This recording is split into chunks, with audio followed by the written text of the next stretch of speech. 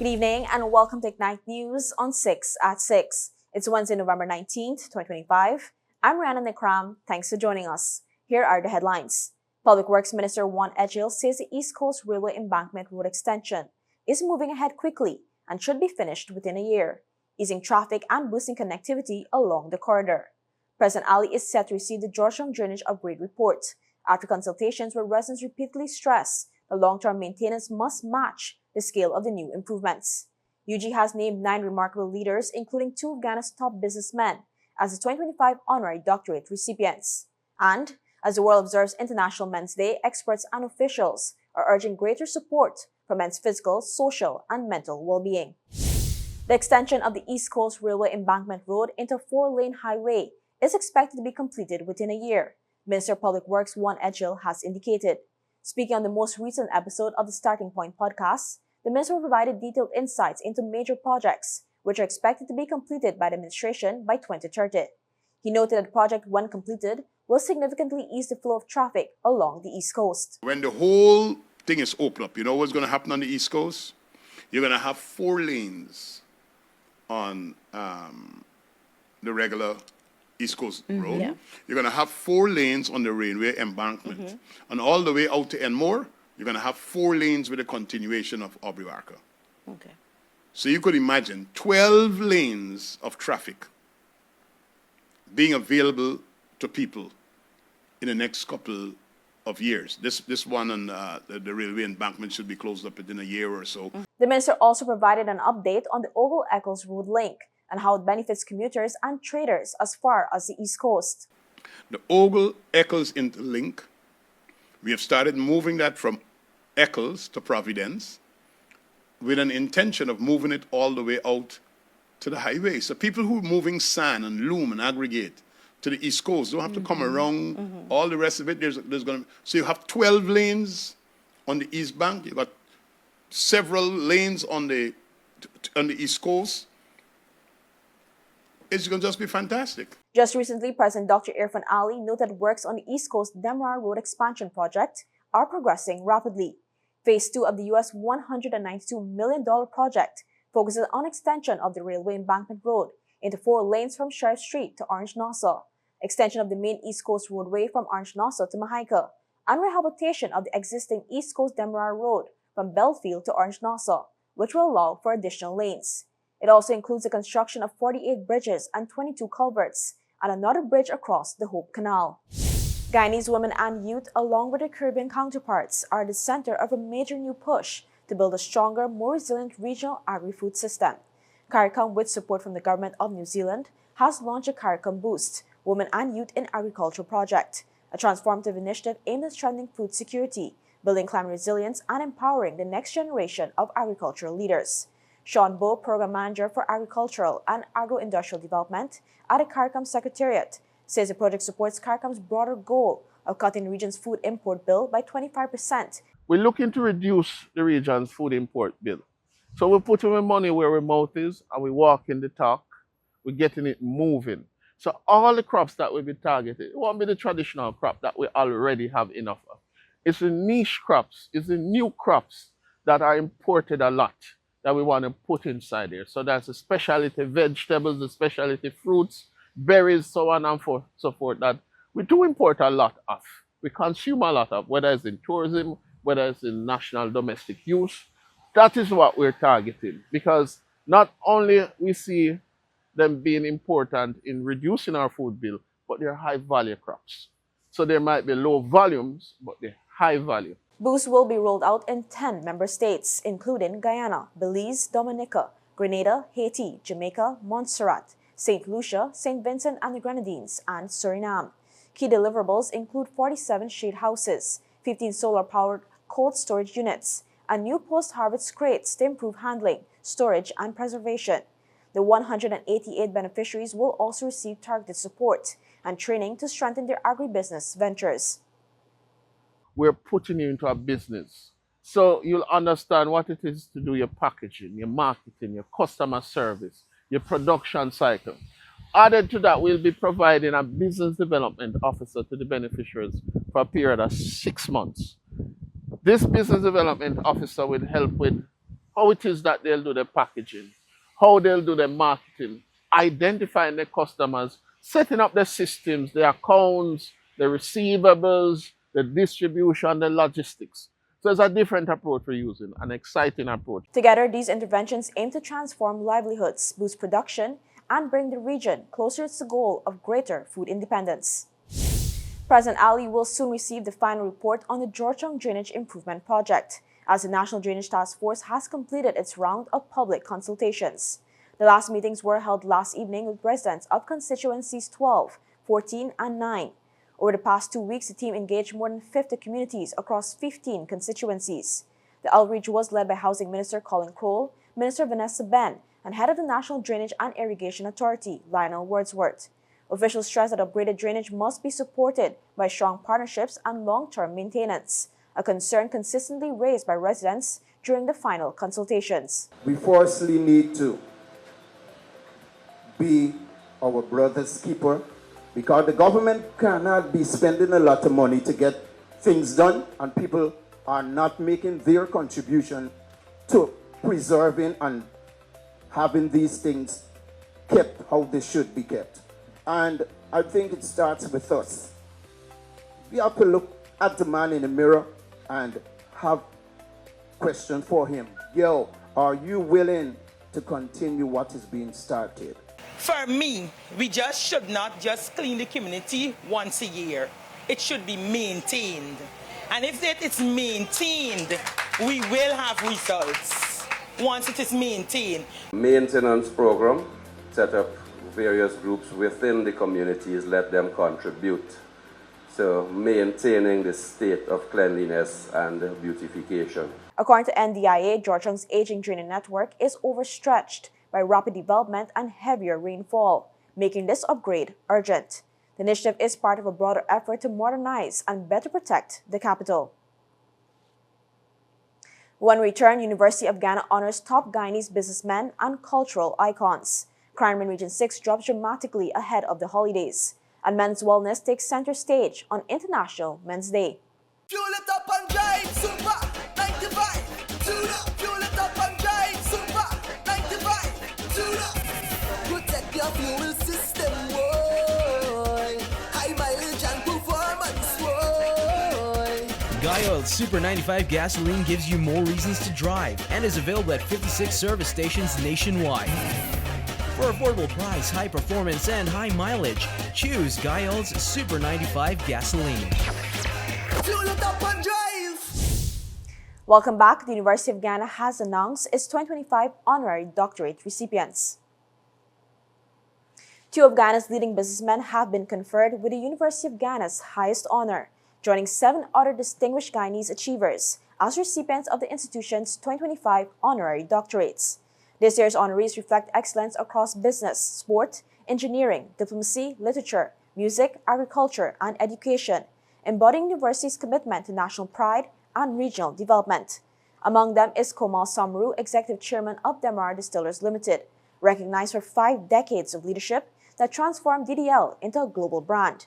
Also honored is Mohindra Prasad, Executive Chairman of the Nan Prasad Group, celebrated for driving agricultural innovation and rural development. Diplomats are Ronald Sanders, sports icon Nicolette Fernandez, civil engineer Egbert Carter, literary giants Grace Nichols and John Agard, cultural ambassador Terry Gajraj, and engineering educator Professor Clement Sankat round out the 2025 cohort.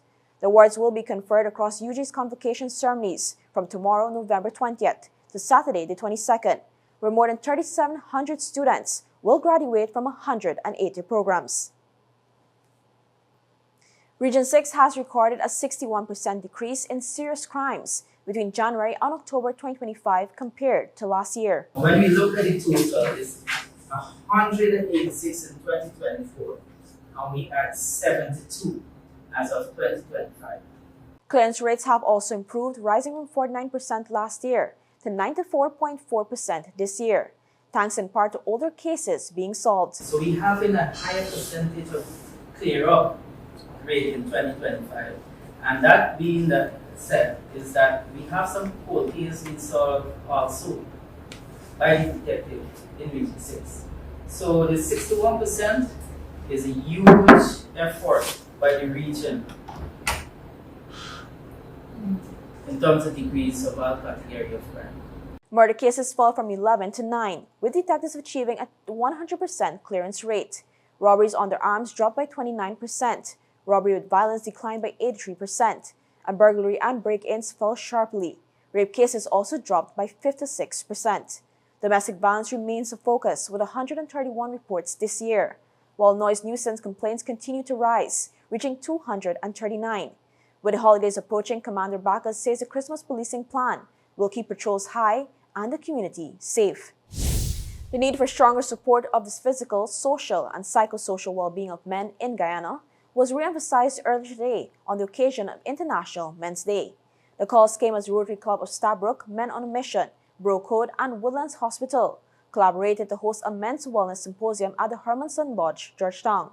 The event was hosted under the theme Stronger Men, Stronger Families, Stronger Guyana. Senior Presidential Advisor on Science and Healthcare Modernization, Dr. Mahendra Karpan, stressed that true men's health is holistic and also entails paying attention to lifestyle choices and preventative care. He further advised attendees to ensure that they have social support structure. And one thing that we cannot, again, undervalue is the partnerships that we build. Exactly like this with Rotary clubs, the NGOs, the social support groups that exist in the community that can take this program forward. Churches, mosques, temples, these are all important social structures that help us to get to where we need to go. Minister of Human Services and Social Security, Dr. Vinder Prasad, noted that more men are seeking support for domestic violence and abuse, but stigma remains a barrier. She stressed that men's well-being depends on society and highlighted the importance of healthier relationships.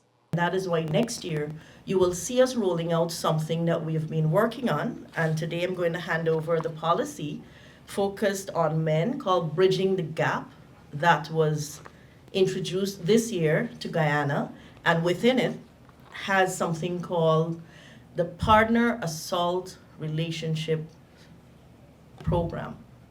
And we're looking at the whys, how can we help, support, unravel it, and how can we provide prevention methods to developing healthier relationships.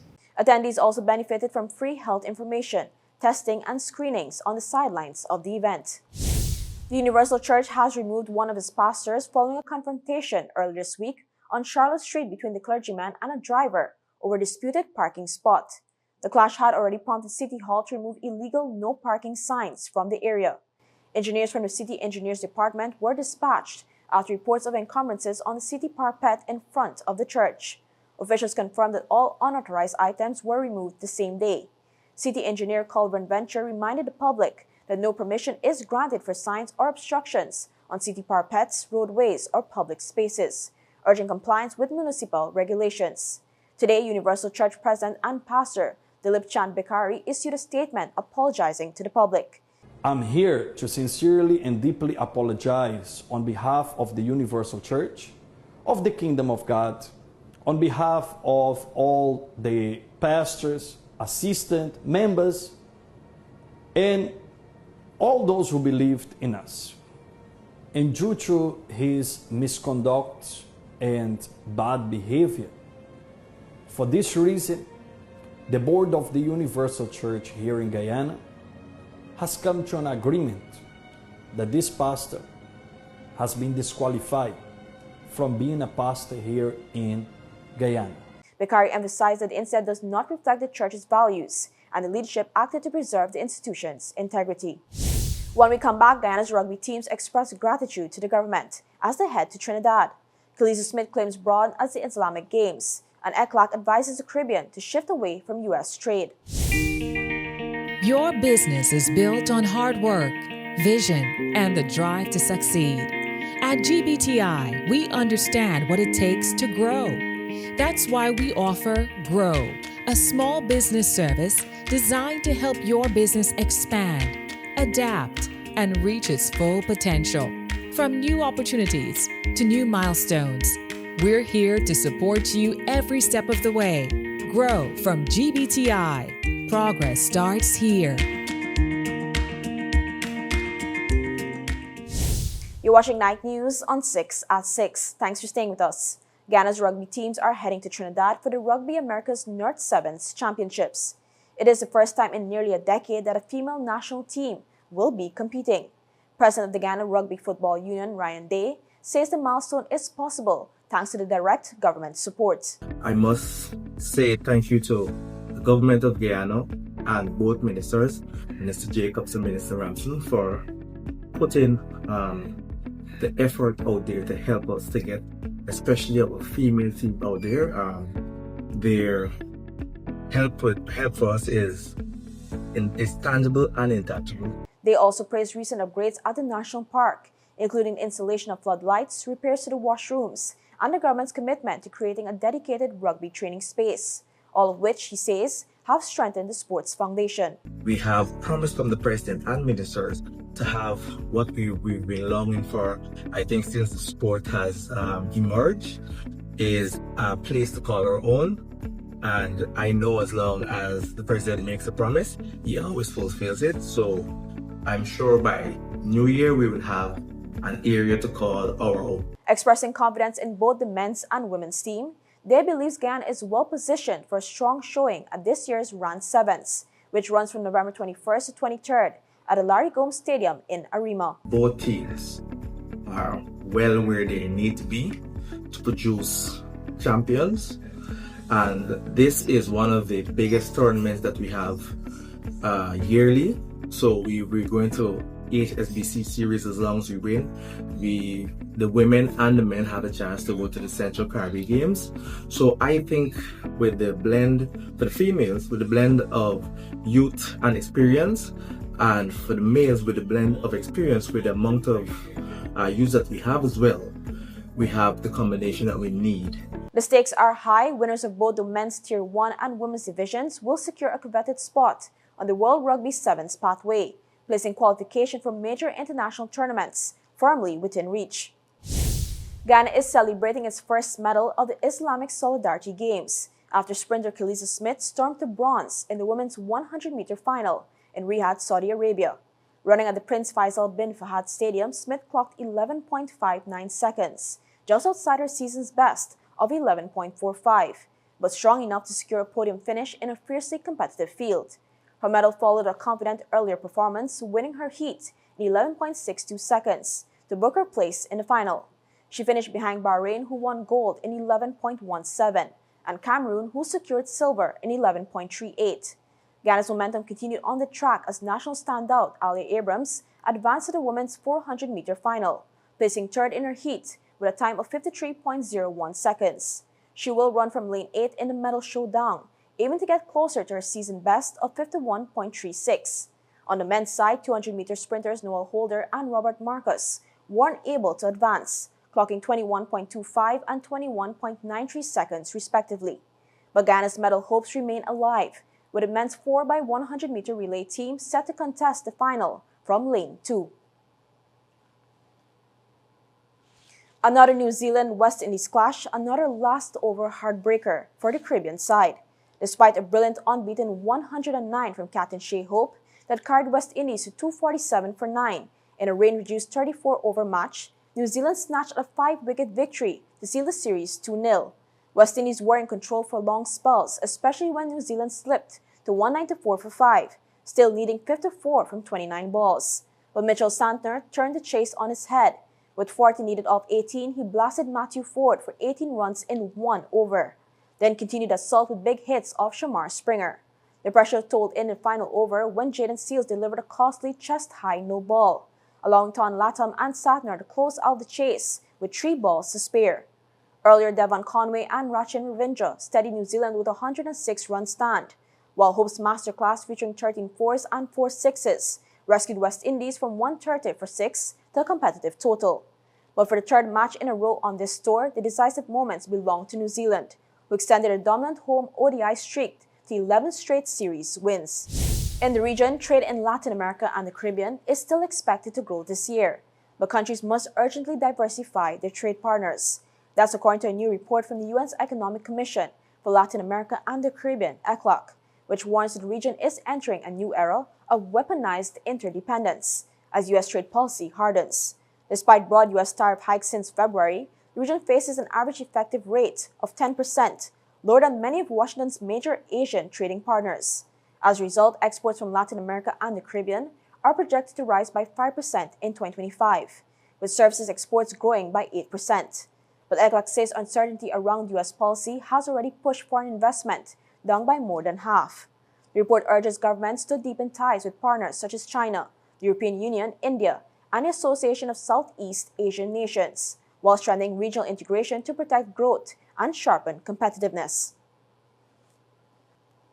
Finally, in international news, the U.S. Justice Department will release files from its investigation into the late convicted sex offender Jeffrey Epstein within 30 days, Attorney General Pam Bondi said today. The move falls near unanimous congressional approval requiring the Trump administration to make the records public. The material could shed more light on Epstein's activities, including his connections to Donald Trump and other prominent figures. Epstein died in 2019 in a Manhattan jail while facing federal sex trafficking charges. Bondi said the department will protect victims' identities and comply with the law, but some details may be withheld to avoid affecting ongoing investigations. Congressional action comes after survivors and lawmakers called for transparency, urging that unclassified records be released. Trump, who had opposed the measure for months, said he plans to sign the bill, but denies any involvement in Epstein's crimes. And that's all for this edition of Ignite News on 6 at 6. For more stories, visit ignitenews.com or follow us on social media. Thanks for watching. I'm Rihanna Nekram. See you tomorrow for more Ignite News.